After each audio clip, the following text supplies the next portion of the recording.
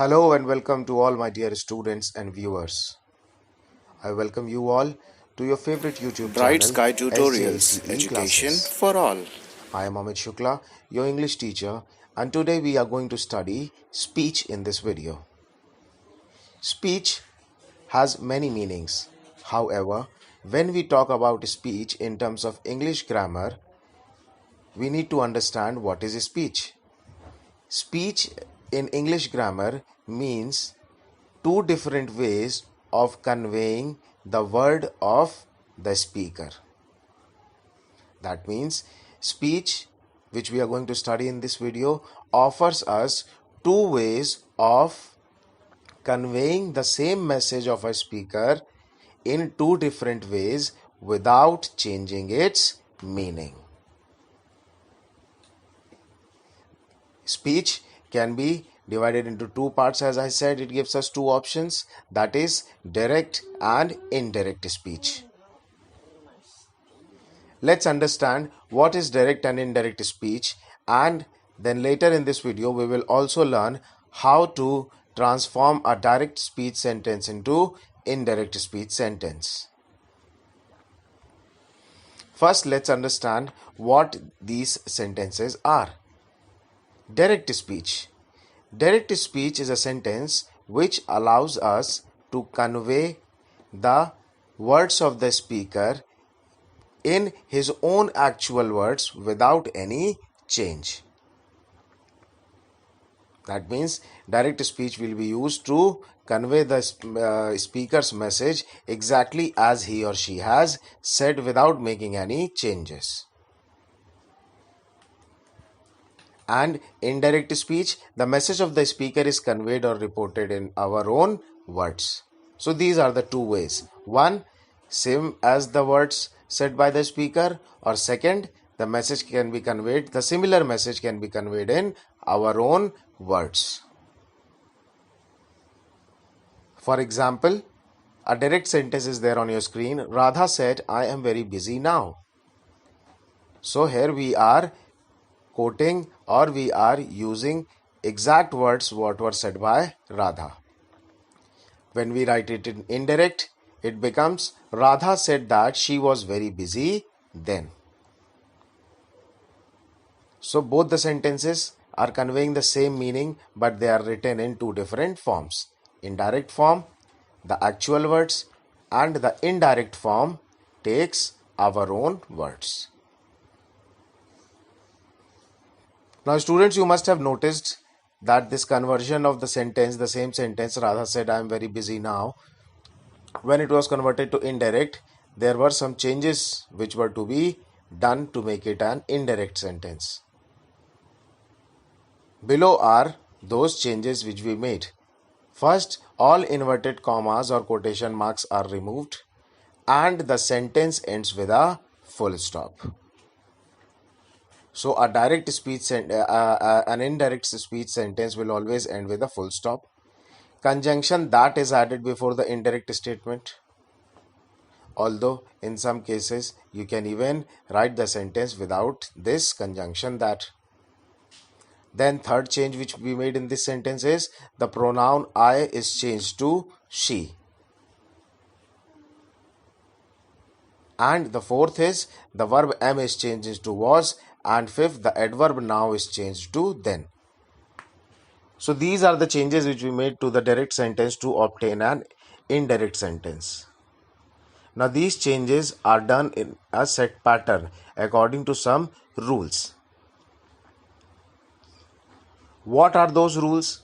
We will understand them so that we are able to convert these sentences, transform these sentences, write these sentences, speak these sentences correctly whenever we are trying to use them. So let's take a look at the tips on direct and indirect speech. In these tips, we will be talking of how a direct speech statement can be converted or transformed into an indirect speech statement. So tip number 1 says conversion rules as per the reporting verb. So how we will change or what rules we will apply when we will take the reporting verb into account. the reporting verb of the direct speech statement. First is when the reporting verb or principal verb is in the past tense, all the present tenses of the direct are changed into the corresponding past tenses. So the important point to be noted over here is that past tense is changed to present tense and it is changed into the corresponding past tense. So if your reporting verb or principal verb is in the past tense, then whatever present tense is there inside the quotation marks will change to its corresponding past tense. Like for example, direct statement says he said I am unwell. Indirect says he said he was unwell or he said that he was unwell. So am is changing to was over here because our reporting verb over here is or principal verb over here is said, which is in the past tense. Now if the reporting verb is in the present tense or future tense, the tenses of the direct speech do not change. When we say the tenses of the direct speech means the portion within the quotation marks. That is the direct speech, speaker's actual words. So if the reporting verb is in the past, we know that we will change everything to corresponding past tense within the quotes. And if the reporting verb is in present or future, the tenses of the direct speech will not change. Like if it is he says in your example, which is present, or will say, which is future. So he says or will say I am unwell. In direct speech, it becomes he says or will say he is unwell. So we see that we don't make any change to the verb here and am becomes is. In the first example, am became was because of the reporting verb being in the past. Last, the tense in indirect speech is not changed if the words within the quotation marks talk about a universal truth or habitual action. Very simple to remember. Whenever you are talking about or whenever the content in the quote within the quotes, which is direct speech, if that content is talking about any habitual action which happens regularly, or of a universal truth like we cannot live without water, then we will not make any changes irrespective of what tense the reporting verb carries. So we see here they said the reporting verb is in the past tense, but we are not applying the first formula. Why? Because what is written in the quotes or the direct speech is a universal truth. So they said we cannot live without water. They said that we cannot live without water. So this is how we need to handle reporting verb cases. Either it will be in the past, apply the first rule. If it is in the present or future, apply the second rule, and remember the third rule. Now tip number 2. Tip number 2 talks about conversion rules of present tense in direct speech. That means we were talking about corresponding. So this is that corresponding tense will be discussed in this section. Simple present changes to simple past. So if in all these examples in this section we will see that one thing is common, and that is the principal verb or the reporting verb is in the past tense. So simple present will change to its corresponding past as per the rule. This is the corresponding past. Simple present will change to simple past. Present continuous will change to past continuous. I am reading a book will become he was reading a book. Now how I became he, we will discuss it later. For now we need to understand present tense becoming past tense. Simple present will become simple past. Present continuous will change to past continuous. Present perfect will change to past perfect, and past perfect continuous changes to present perfect continuous changes to past perfect continuous. So corresponding, it is easy to remember corresponding. If it is simple present, we need to make simple past. So these are the corresponding rules which we need to remember while applying the rules according to the reporting verb if it is in past. Now rule number 3 talks about conversion rules of past and future tense. So we saw the present. Now let's take care of past and future tenses. Simple past changes to past perfect. He said Ira arrived on Monday. He said that Ira had arrived on Monday. So simple past arrived changes to past perfect had arrived. Past continuous changes to past perfect continuous. So we were living in Goa becomes they had been living in Goa. This is how the change of tense is to be done, and it is to be remembered. There are not many changes related to tense. Past is simple. It is present is simple. It changes to its corresponding past. Past and future tense. These 4 rules are there to remember. Future changes to present conditional, and future continuous changes to conditional continuous. When we talk about conditional, the word would will be used because it is a condition. You are not sure about it. He said, I will be in Kolkata tomorrow. He said that he would be in Kolkata the next day.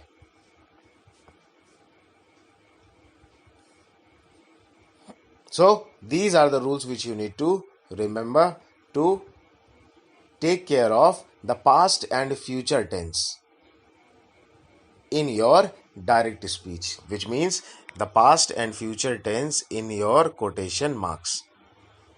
These are the changes which you need to remember. These are just the 4 changes.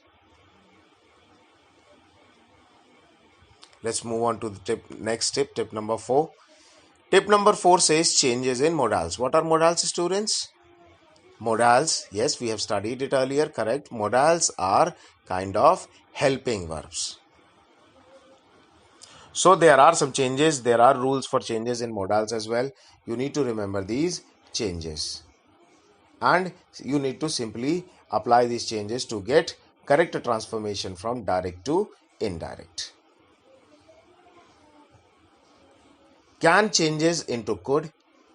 May changes into might. Must changes into had to or would have to. So it's had to or would have to. It's not would had to. So remember.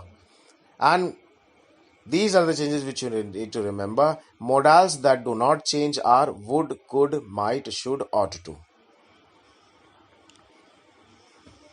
So again, very simple tip to remember. Can will change to could. He said I can swim. He said that he could swim. Likewise, the other changes are also there. The modals that do not change you need to remember because you are changing can to could. So if you get could in your direct speech, then it will not be changed when it is being converted to indirect speech. It will remain could. Could will not become can will become could. Likewise, would, could, might, should, ought to will not change. Right? So tip number 4 is changes in modals or helping verbs. Next, tip number 5 talks about conversion of interrogative. Conversion of interrogative means if our direct speech sentence is an interrogative sentence, how we will make it an indirect statement.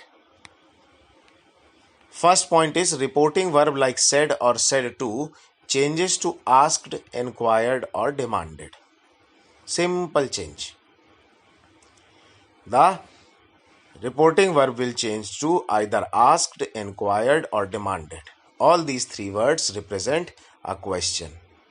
And these words are important to be used because, as I said earlier, an indirect speech statement will always end with a full stop. Don't get confused with passive sentences over here. Active passive is different. We have covered that in another video. So you can take your tips from that video. But here you need to remember one rule, that indirect speech statement will always end with a full stop. So said to will become asked. Second says, if sentence begins with auxiliary verb is again helping verb. So if sentence begins with a helping verb, the joining clause should be if or whether. Means if the direct speech statement which you get to transform or to change, if it is beginning means quotation, whatever the content is there in the quotation, that we will take into consideration. So if that quotation, or if the matter within the quote or the direct speech, whatever you say, it is same, if it is beginning with a helping verb, then either if or whether should be used in indirect. If or whether can be used interchangeably. There is no fixed rule that if is to be used here and whether is to be used there. You can use them interchangeably anywhere you want to. Like example, he said, will you come for the meeting? He asked, see, said is changed to asked here. So you can write he asked, he inquired, or he demanded them if they would come for the meeting or whether they would come for the meeting.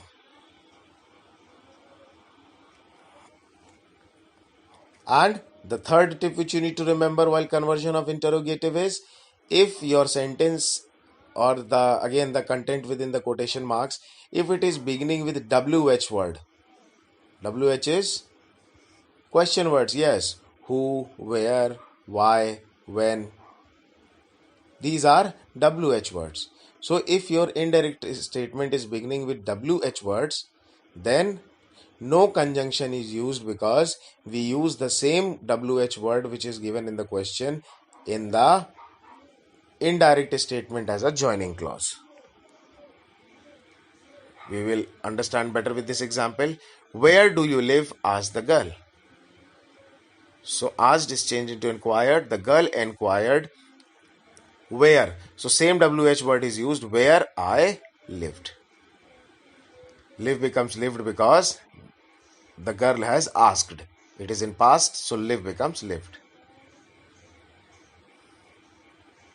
Simple it is. What it requires is practice. As I say in every video of mine, in every class and session of mine, I've told you, practice is what is needed. If you practice all these tips which we have discussed till now and which I'm going to discuss further in this video, they are very easy to remember and understand. It is not rocket science, but yes, it requires perseverance, which is a tough job. Perseverance means you'll have to keep on doing it. So think of doing it. Let's move on to the next tip now. Tip number 6 is talking about dealing with another type of sentences, which is command, request, exclamation, or wish. So let's deal with commands and requests first. If the direct speech statement is conveying any command or request, then indirect speech is introduced by some verbs like ordered, requested, advised, and suggested. So for interrogative, it was asked, demanded, inquired. For command and request, it will be ordered, requested, advised, suggested. And if you want to say no, then forbid or forbade is to be used. So again, the change is made to the reporting verb here in this case as well. It is changed either to ordered, requested, advised, or suggested. That is to be decided according to what is being said in the sentence. And then the imperative mood is changed into the infinitive mood. So the imperative mood is changed into the infinitive mood, means we will use the infinitive form of verb over here. And then infinitive form of verb is to plus the base form of verb. And it's simple.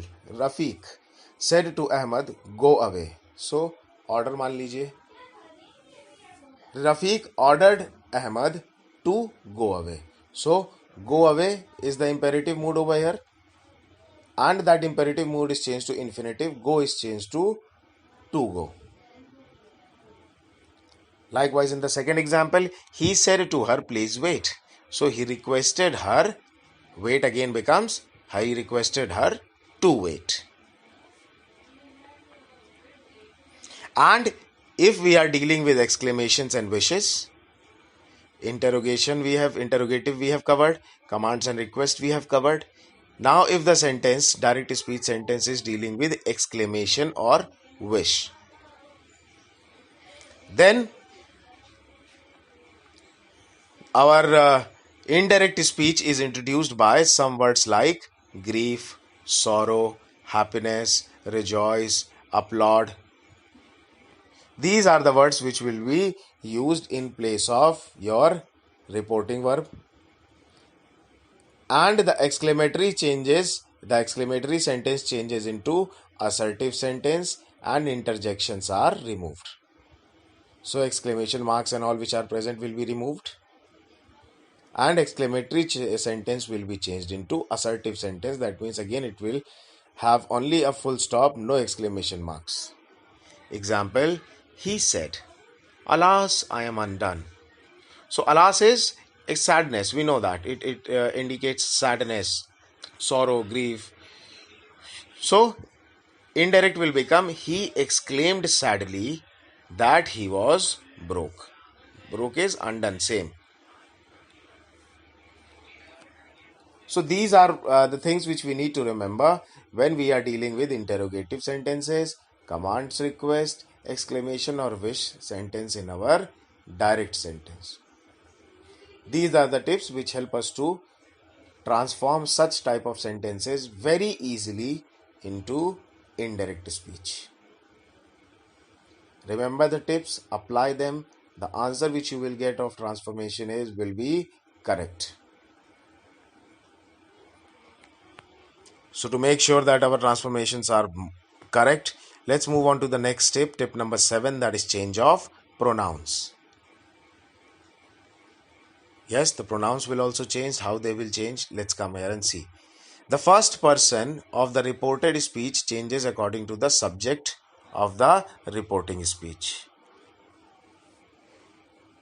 So, the first person of the reported speech will change according to the subject of the reporting speech.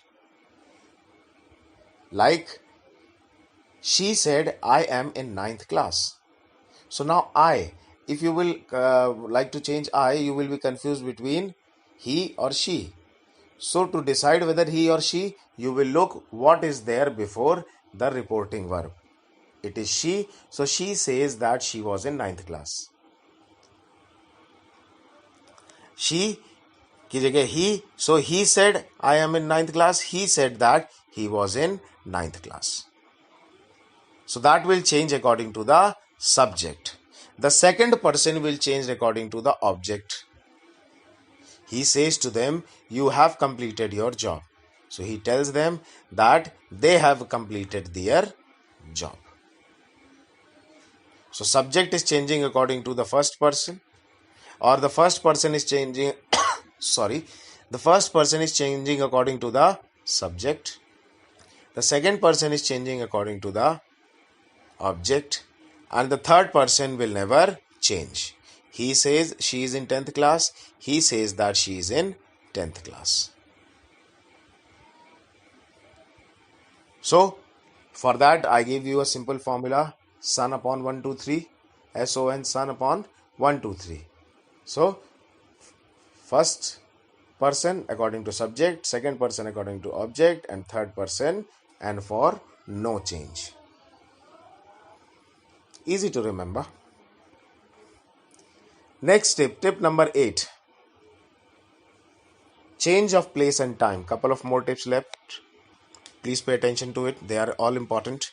Change of place and time. Now what happens in this case when we are using the change of place and time? Words expressing nearness in time or place are generally changed into words expressing distance. So there is a list of words on your screen over here. You need to remember, you need to learn them by heart them as they are. Now becomes then, ago becomes before, today becomes that day, this becomes that, these becomes those, come, go. Likewise, there is a whole list for you. Please remember it, learn it. You'll have to learn it, and as you keep on practicing, automatically you will start remembering and writing them correctly. Example, she said my father came yesterday. So she said that her father had came the day before. So she said my father came yesterday. She said that my becomes her because it is she over there. Father came becomes had come yesterday, the day before. So see, all the rules which we have read till now, if we apply them correctly, what we get is a correct answer. However, these changes will not apply if the direct speech or the reporting verb is in present or future. For example, she says my father came yesterday. So here it will remain she says that her father had come yesterday. Here it will not change, because the reporting verb is either in present tense or in future tense. If it is in past tense like first example, then we will change it as we have done over there. So this is what we need to remember when we talk about place and time, changing of place and time from direct speech to indirect speech. Tip number 9 talks about punctuation. Very important. If the punctuation is wrong, you might lose all the mark. So make sure that punctuation is not wrong. Your pen is working properly. If you are putting a full stop, it is looking like a full stop. If you're putting a comma, it is looking like a comma. If you're using quotes, they should look like a quote. So make sure, because punctuations are very costly in grammar. Now let's see what this tip number 9 says related to punctuation. These the words that are actually spoken should be enclosed in quotes and begin with a capital letter. So if you are changing from an indirect statement to a direct statement, then make sure that the words of the speaker are within quotation marks or quotes. And as a basic rule, the first letter after the quotes will always begin with a capital letter. So that is a rule which you need to follow. Then comma, full stop, question mark or exclamation mark must be present at the end of reported sentences and are placed inside the closing inverted commas or commas. So again, when you are converting from indirect to direct, make sure whatever type of question or full stop or comma or exclamation mark, whatever type of mark you are using, use it correctly first thing, and second, it has to be within the inverted commas. Most common error, it is written outside the inverted comma. That is incorrect. The examiner has all the rights to strike that off, claiming the grammar error.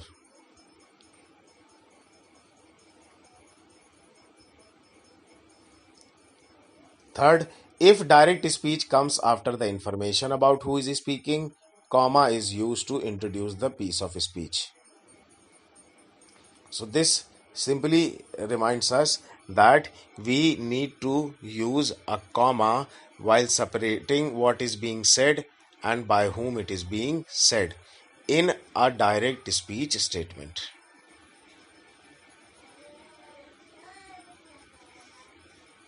Is it clear? For example, she shouted, "Stop talking." So shouted is followed by a comma, and then the direct speech is within the inverted comma, and we can see that the exclamation is within the inverted commas. So just remember, this is how we need to follow it.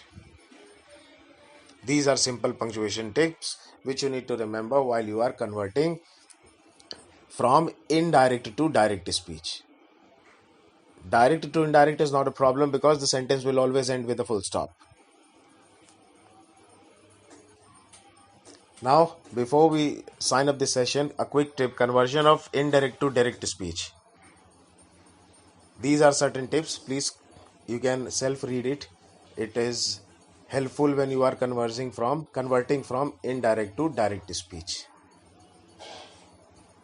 So this is what we need to remember to master the direct and indirect speech statements. Now, I would like to end this session with a tip for all of you. If you were attentive during the video, you must have noticed we were using say, told, these things differently. Let's understand how and when they should be used. This will make your English sound better and more grammatically correct. Use say when there is no indirect object. Like, he said that he was tired.